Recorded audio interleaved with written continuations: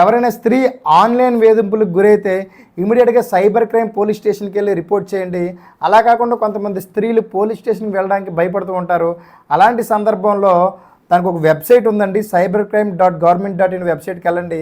మీ phone number type చేస్తే OTP వస్తుంది. OTP నమోదు చేసిన వెంటనే ఒక కంప్లైంట్ ఫామ్ వస్తుంది.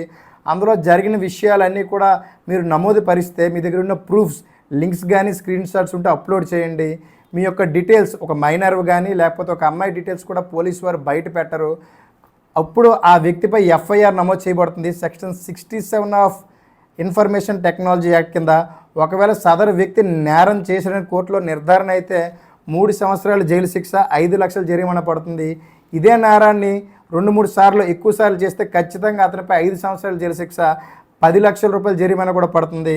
దయచేసి మీలో మీరు కృంగిపోకండి. Please don't suffer silently. చైతన్యం కండి, బయటికి రండి. చట్టం తెలుసుకోండి, హక్కులు తెలుసుకోండి, బాధ్యతయుతంగా బతకండి. ధన్యవాదాలు.